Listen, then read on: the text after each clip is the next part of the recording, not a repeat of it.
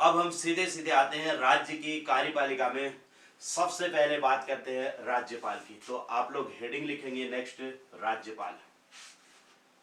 अब देखो, आर्टिकल मैंने कल आपको बताए थे पिछली क्लास में, जब हमने ये इसका स्ट्रक्चर बनाया था, तब इनके आर्टिकल पढ़े थे।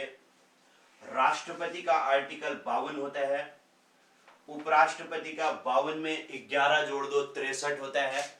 इसका आर्टिकल मैंने बताया था 52, 11 जोड़ दो 63, 11 जोड़ दो 74। ये तो इनके आर्टिकल थे।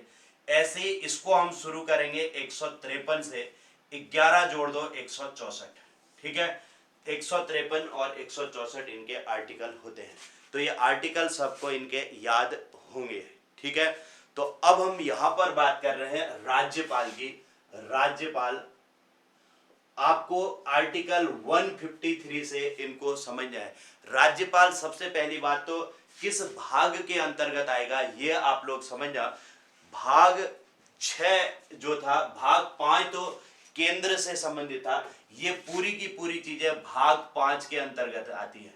ये वाला जो पोर्शन था ये भाग किस में था, 5 में। ठीक है, केंद्रीय जो कार्यपालिका है ये भाग 5 का हिस्सा है, जबकि राज्य की जो कार्यपालिका है ये किस भाग का हिस्सा है, भाग 6 का हिस्सा होता है। राज्य की कार्यपालिका भाग 6 में, केंद्रीय कार्यपालिका भाग 5 के अंतर्गत आती है। ठीक है, तो हम जो बात कर रहे हैं यहाँ पर भाग 6 की बात कर रहे हैं। अब अभी तक जो हम पढ़ रहे थे वो भाग 5 के बारे में पढ़ रहे थे, अब बात करेंगे भाग 6। अगर मैं आपसे कहूं भाग 5 का अनुच्छेद कितना है, मैंने आपको बताया था अनुच्छेद 52 से लेकर 151 में भाग 5 आता है। जबकि भाग 6 का अनुच्छेद देखेंगे तो अनुच्छेद 152 से लेकर के 237 तक होता है। आर्टिकल 152 से 237 तक भाग 6 के अंतर्गत आता है। ठीक है, 151 तक ये था, 152 से शुरू होता है और 237 तक हो जाता है। आप लोगों को पूरा स्ट्रक्चर मैंने अच्छे से समझाया था, उम्मीद है सब लोगों को पूरा स्ट्रक्चर याद होगा।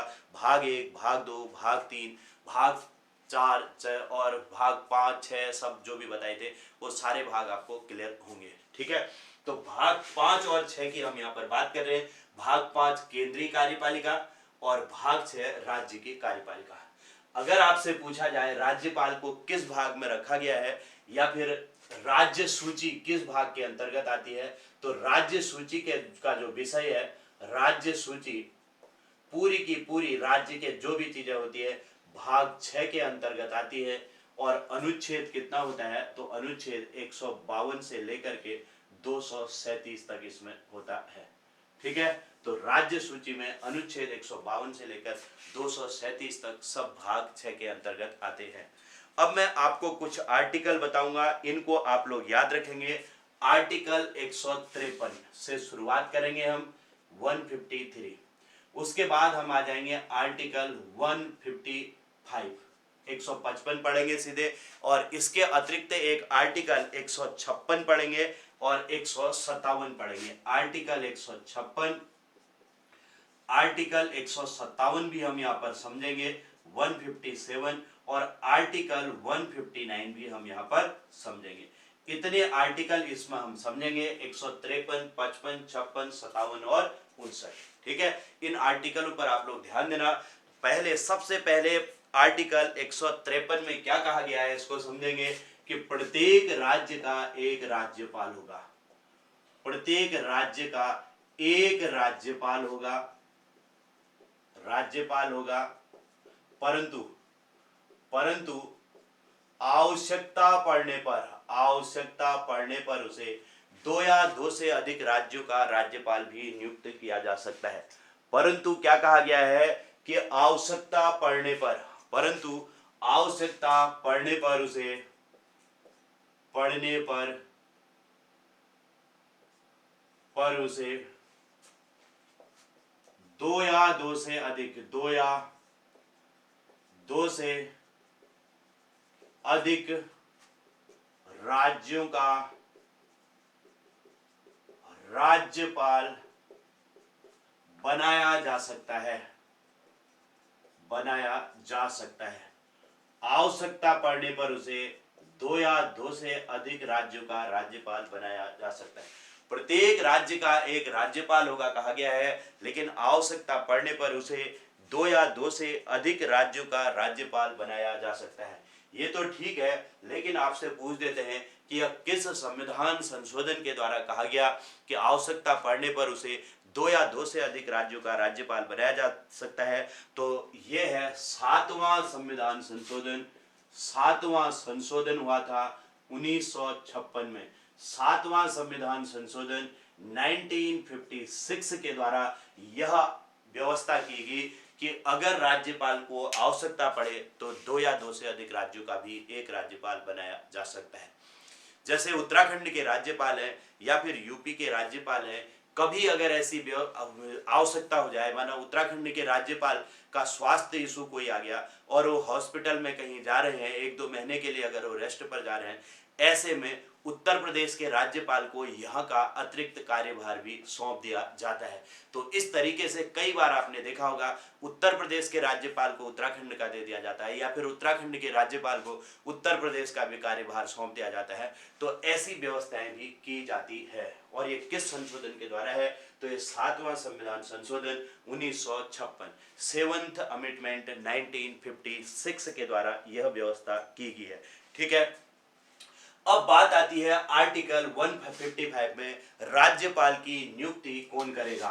155 में राज्यपाल की नियुक्ति का प्रावधान है। तो राज्यपाल की जो नियुक्ति होती है, नियुक्ति कौन करता है? तो ये नियुक्ति करने का काम किसका है? राष्ट्रपति का। राज्यपाल की नियुक्ति कौन करता है? तो राष्ट्रपति के द्वारा राज्यपालों की नियुक्ति की जाती है हर राज्य के लिए। वैसे होता ऐसा है कि प्रधानमंत्री नाम को नॉमिनेट करते हैं कि भाई इस व्यक्ति को राज्यपाल बनाया जाए और उनको राज्यों का राज्यपाल बना दिया जाता है, राष्ट्रपति के द्वारा नियुक्त कर दिया जाता है। ठीक है, नाम देते हैं प्रधानमंत्री और नियुक्त करते हैं राष्ट्रपति। ठीक है, अगर माना कांग्रेस की सरकार है तो कांग्रेस की सरकार अपने व्यक्तियों को राज्यपाल बनाते हैं, अपनी पार्टी के लोगों को राज्यपाल नियुक्त करते हैं। लेकिन जब बीजेपी की माना सरकार आ गई तो वो उन सबको हटा करके अपने राज्यपालों को नियुक्त कर देते हैं। ठीक है, तो राष्ट्रपति से ये करवा दिया जाता है प्रधानमंत्री के द्वारा। ठीक, अब बात आती है राज्यपाल की। आर्टिकल 156 में राज्यपाल का कार्यकाल दिया गया है। 156 में क्या दिया गया है? आर्टिकल 156। आर्टिकल 156 में राज्यपाल का कार्यकाल। ठीक है, तो इसको समझेंगे। राज्यपाल का कार्यकाल ये कितने वर्ष का होता है? का कार्यकाल, इसको भी थोड़ा सा समझना। राज्यपाल का कार्यकाल वैसे तो कोई निश्चित नहीं होता, यह राष्ट्रपति के प्रसाद पर्यंत, राज्यपाल राष्ट्रपति के प्रसाद पर्यंत, राष्ट्रपति के प्रसाद पर्यंत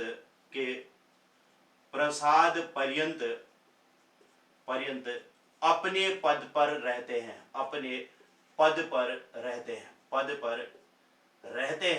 रहते हैं। मतलब ये हो गया कि भाई राष्ट्रपति जब चाहे उन्हें हटा सकता है, जब चाहे उनको नियुक्त कर सकता है। लेकिन सामान्यतया कार्यकाल जो है, कार्यकाल 5 वर्ष का होता है। कितना होता है? 5 वर्ष का कार्यकाल होता है। ठीक है, तो सामान्यतया इनका कार्यकाल 5 वर्ष होता है, लेकिन राष्ट्रपति जब चाहे इनको पद से हटा सकता है। जैसे माना 2 साल हो गए और उस बीच में कांग्रेस की सरकार बदली और बीजेपी की सरकार आ गई, तो ऐसे में बीजेपी सरकार तुरंत उनको हटवा करके अपने राज्यपालों को नियुक्त कर सकते हैं। ठीक है, कर सकते ही नहीं है बल्कि करते भी हैं। जैसा आपने अजीत कुरैशी जी के समय पर देखा होगा, बीजेपी की जब सरकार आई थी तो अजीत कुरैशी जी को तुरंत यहाँ से हटा दिया गया था। ऐसे ही सभी राज्यों के राज्यपालों को हटा दिया गया था। तो ये प्रक्रिया सामान्यतः होती ही है, क्योंकि जिस केंद्र में जिसकी सरकार होगी वही अपने प्रतिनिधियों को भेजते हैं राज्यों में। ये एक व्यवस्था होती है हर बार। ठीक है, तो आर्टिकल 157 की तरफ जाते हैं। 157 में राज्यपाल की योग्यताएं दी गई हैं। क्या दी गई हैं? राज्यपाल की योग्यताएं, राज्यपाल पद की योग्यताएं। अब देखो वैसे ही योग्यताएं होती हैं जैसे अन्य सबके लिए होती हैं, लेकिन थोड़ा सा एक दो पॉइंट यहाँ पर अंतर होते हैं कि सबसे पहली बात कि वह भारत का नागरिक होना चाहिए। पहली बात क्या है कि वह भारत का नागरिक हो, भारत का नागरिक हो, ये सबके लिए होता है, नागरिक हो। दूसरा दूसरा उसकी न्यूनतम आयु 35 वर्ष हो। तीसरी बात देखो, इसके लिए एक विशेषता अलग आती है कि भारत के किसी राज्य का राज्यपाल बनने के लिए उसे उस राज्य का स्थायी निवासी नहीं होना चाहिए। देखो ये भी इसकी एक खास विशेषता है कि जिस राज्य का राज्यपाल बनाया जाए, जिस राज्य का राज्यपाल बनाया जाए वहां का स्थायी निवासी न हो, वहां का स्थायी निवासी न हो, निवासी न हो। यह भी इसकी विशेषता है। अगर किसी व्यक्ति को किसी राज्य का राज्यपाल बनाया जा रहा है तो उस राज्य का वह स्थायी निवासी नहीं होना चाहिए, किसी अन्य राज्य का होना चाहिए। यह इसके लिए एक खास विशेषता है, इस बात को आप लोग ध्यान रखना, ठीक है। और इसके लिए एक बात और कही गई है कि उसे जन्म से भारत का नागरिक हो ऐसा जरूरी नहीं है, ठीक है, कि जन्म से भारत का नागरिक हो, जन्म से भारत का नागरिक हो, यह आवश्यक नहीं है, यह आवश्यक नहीं है, ठीक है, कि उसे जन्म से भारत का नागरिक हो, यह भी आवश्यक। भारत का नागरिक तो हो लेकिन जन्म से भारत का नागरिक हो ऐसा आवश्यक नहीं होता है, ठीक है। तो यह आर्टिकल 157 में कहा गया। अब आ जाते हैं आर्टिकल 159 में, राज्यपाल की शपथ। अब आप लोग ही बताओगे कि राज्यपाल को शपथ कौन दिलाता है। आर्टिकल 159 ये है राज्यपाल की शपथ। बताइए राज्यपाल को शपथ कौन दिलाएगा, जल्दी से आंसर करें, कौन राज्यपाल को शपथ दिलाएगा।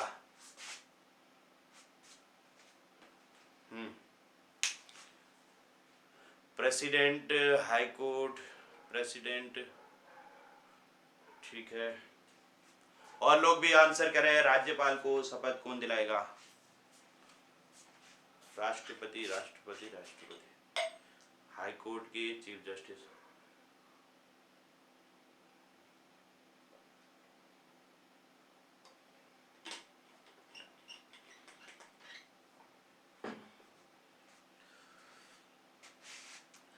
अच्छा एक बात बताओ, और लोग भी आंसर करें जल्दी से, राज्यपाल को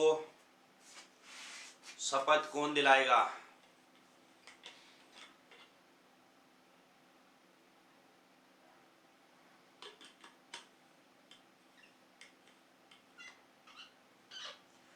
आंसर करिए जल्दी।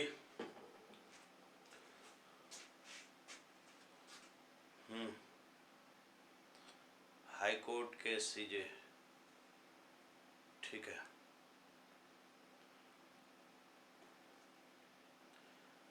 मैंने आप लोगों से कहा कि जैसा राष्ट्रपति होता है वैसा ही राज्यपाल होता है, लगभग लगभग वैसी ही योग्यताएं होती हैं, ठीक है।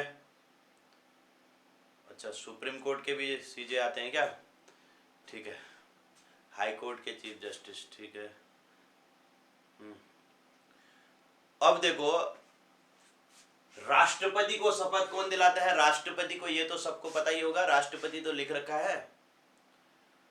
जैसा राष्ट्रपति होता है वैसा ही राज्यपाल होता है, बस फर्क इतना है कि वो सेंटर में है, ये स्टेट में है।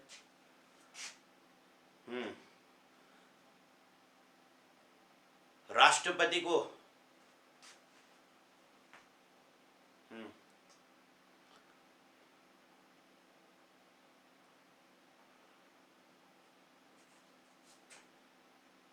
राष्ट्रपति को सुप्रीम कोर्ट के दिलाते हैं, तो राज्यपाल को कौन दिलाएगा, हाई कोर्ट के दिलाएंगे ना। एक बात तो ये होगी। दूसरी बात, आप राष्ट्रपति कह रहे हो तो राष्ट्रपति कहां कहां जाएगा शपथ दिलाने के लिए, बताओ। राज्यपाल तो चेंज होते रहते हैं सब राज्य में, कभी आए यहां पर आज तक राष्ट्रपति, राष्ट्रपति राज्य में कितने इतने राज्यों में कहां कहां घूमते फिरेंगे शपथ दिलाने के लिए उनको, है ना। तो ऐसा नहीं होता है। इनको शपथ कौन दिलाएगा? राज्यपाल को शपथ दिलाएंगे हाई कोर्ट के मुख्य न्यायाधीश। कौन दिलाते हैं? हाई कोर्ट के मुख्य न्यायाधीश इनको शपथ दिलाते हैं, मुख्य न्यायाधीश। तो राज्यपाल को शपथ दिलाते हैं हाई कोर्ट के मुख्य न्यायाधीश, राष्ट्रपति को शपथ दिलाते हैं सुप्रीम कोर्ट के मुख्य न्यायाधीश। तो इन चीजों पर थोड़ा सा ध्यान देना है, कॉमन सेंस लगाना है, वहां पर कुछ भी टिक नहीं कर देना है, क्योंकि अगर थोड़ा सा भी गलती होगी तो 1 नंबर भी नहीं 1.25 नंबर का नुकसान हो जाता है। ठीक है, 1 नंबर तो जाएगा ही जाएगा, लेकिन माइनस मार्किंग का फिर 0.25 भी चले जाता है। ये छोटे छोटे क्वेश्चन होते हैं जिन पर आप लोगों को ध्यान देते हुए चलना है। ठीक है, शपथ कौन दिलाता है, त्याग पत्र किसको देते हैं, इन सभी बातों पर आपको ध्यान देना है। न्यूनतम आयु, कार्यकाल कितने होता है, 5 वर्ष, न्यूनतम आयु 35 वर्ष, और इनको शपथ दिलाते हैं हाईकोर्ट के मुख्य न्यायाधीश। और ये अपना त्याग पत्र किसे देंगे? अब त्याग पत्र बता दो तो कोई, त्याग पत्र किसे देंगे? राज्यपाल। राज्यपाल अपना त्याग पत्र किसे देंगे? अब बताइए जरा, आंसर करें। राज्यपाल अपना त्याग पत्र किसे देंगे? जल्दी बताओ, त्याग पत्र किसे देंगे? बिल्कुल, जिसने नियुक्त किया है उसी को त्याग पत्र देंगे। तो नियुक्ति राष्ट्रपति ने की थी तो उन्हीं को जाकर के त्याग पत्र देंगे। तो त्याग पत्र किसे देते हैं? तो राष्ट्रपति को त्याग पत्र दिया जाता है।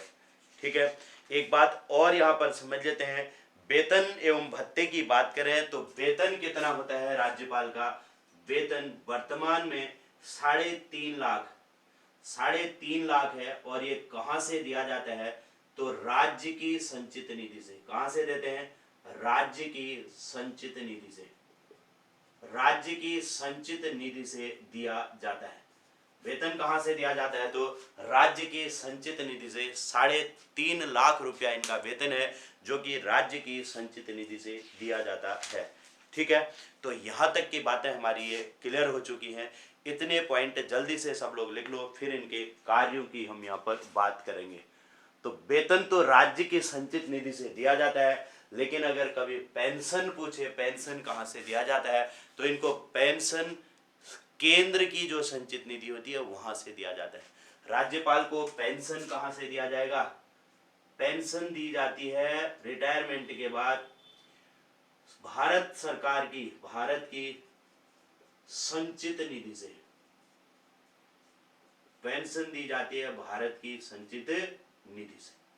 ठीक है, वेतन राज्य की संचित निधि से और पेंशन भारत की संचित निधि से दिया जाएगा, क्योंकि ये भारत सरकार के द्वारा नियुक्त होते हैं, इसीलिए पेंशन जो है भारत की ही संचित निधि से दिया जाता है। फिर बिना पेंशन के कहाँ चलेगा काम, बताओ। ऐसा कभी हो सकता है कि पेंशन न मिले?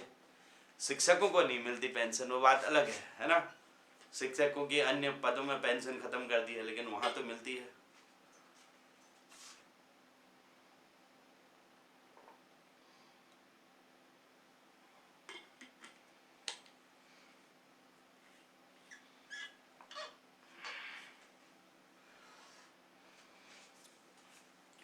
चलिए इसे जल्दी से कंप्लीट करो। आर्टिकल मैंने 153, 55, 56, 57, 59 इतने बताए।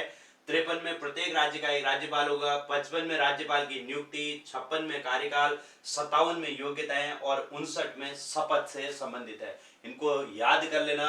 53 प्रत्येक राज्य का एक राज्यपाल होगा, 55 राज्यपाल की नियुक्ति, 55 नियुक्ति, 56 कार्यकाल और 57 जो है योग्यता और 59 में क्या है? शपथ। ठीक, तो इन पॉइंटों को बिल्कुल अच्छे से सभी लोग याद कर लेना।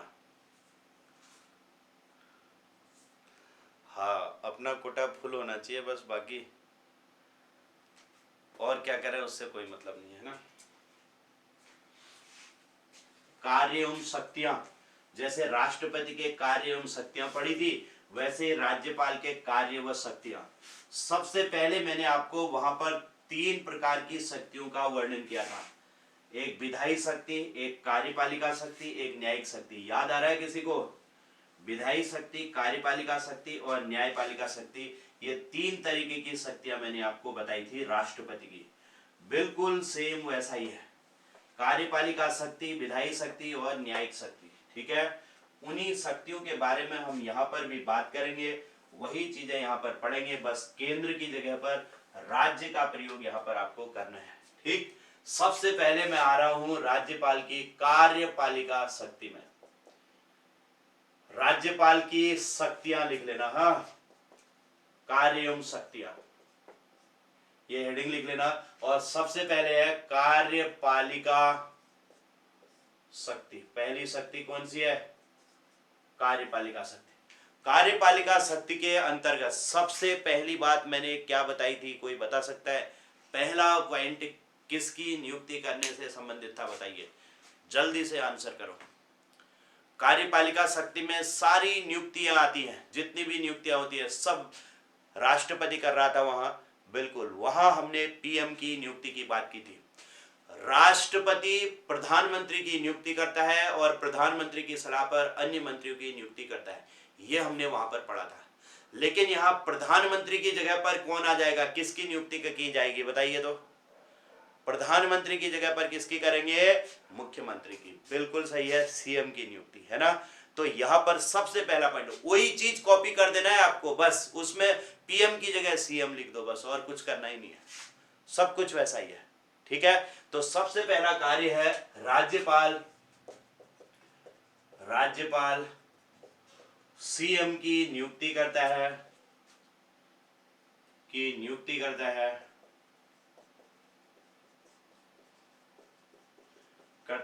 और उनकी सलाह पर अन्य मंत्रियों की नियुक्ति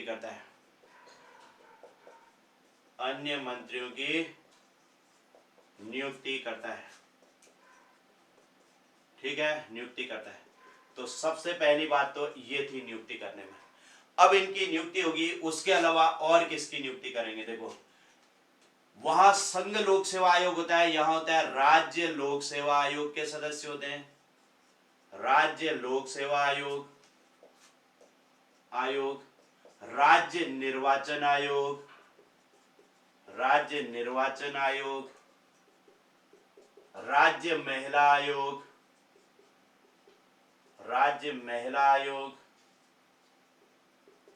राज्य अल्पसंख्यक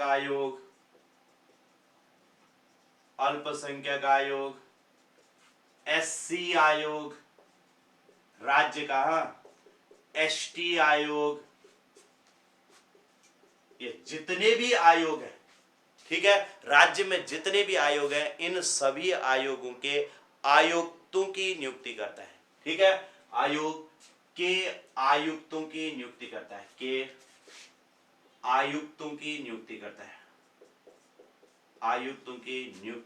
है। इन सब की नियुक्ति करने का काम किसका है? राज्यपाल।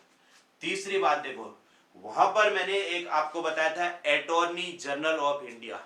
ठीक है, अटॉर्नी जनरल बताया था, यहां पर उसे एडवोकेट जनरल ऑफ स्टेट कहते हैं, है ना, एडवोकेट जनरल कहते हैं इसे। और इसे वैसे शब्दों में कहें तो महाधिवक्ता कहते हैं। क्या कहते हैं? महाधिवक्ता की नियुक्ति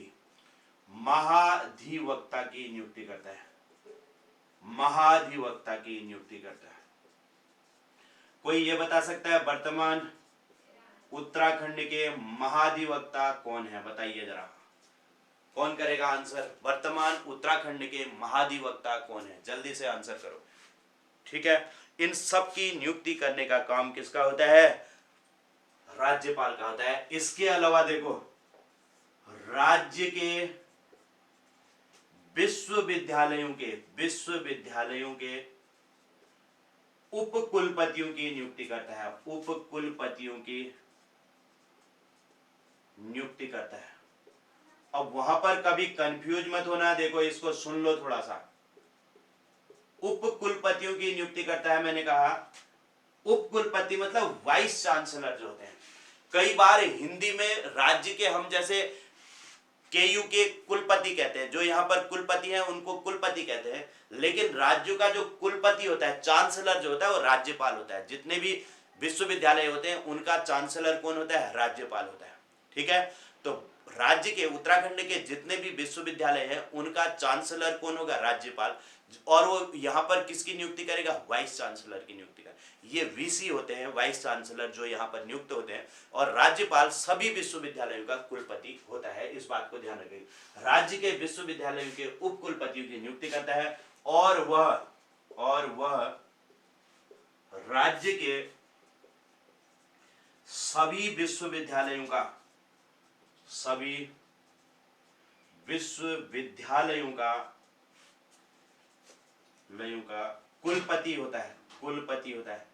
कुलपति होता है। अब कहीं पर देखो, अब सुनना, यहां पर ध्यान देना, कहीं पर क्या लिखा रहता है कि राज्यपाल राज्य के विश्वविद्यालयों के कुलपतियों की नियुक्ति करता है और वह राज्य के सभी विश्वविद्यालयों का कुलाधिपति होता है, लिखा होता है कुलाधिपति। लेकिन इंग्लिश में इसको वाइस चांसलर और इसको चांसलर लिखा रहता है। ठीक है, तो मैं क्या कह रहा हूं कि वाइस चांसलर उनकी नियुक्ति करता है और खुद क्या होता है? सबका चांसलर होता है।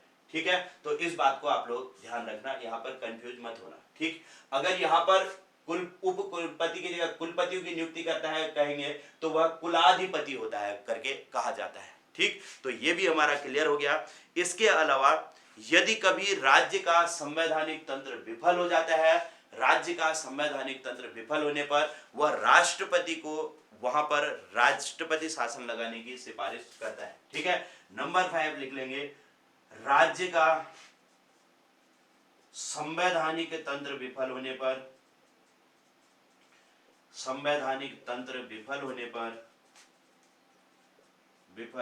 पर, राष्ट्रपति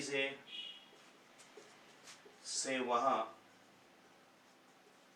राष्ट्रपति शासन लगाने की सिफारिश करता है। राष्ट्रपति शासन लगाने की सिफारिश करता है। तो ये काम भी राज्यपाल ही करता है। वो उनको जानकारी देता है कि भाई यहाँ पर अब राष्ट्रपति शासन लगाने की आवश्यकता पड़ गई। ठीक है, इसके अलावा देखो आर्टिकल 171 के 3 में क्या कहा गया है, इसको समझ लेना। आर्टिकल 171 का 3, इसमें क्या कहा गया है? देखो, राष्ट्रपति जैसे राज्यसभा में 12 सदस्यों को मनोनीत करता है, वैसे ही राज्यपाल विधान परिषद में 1/6 सदस्यों को, ध्यान रखेंगे, 1/6 सदस्यों को मनोनीत करता है।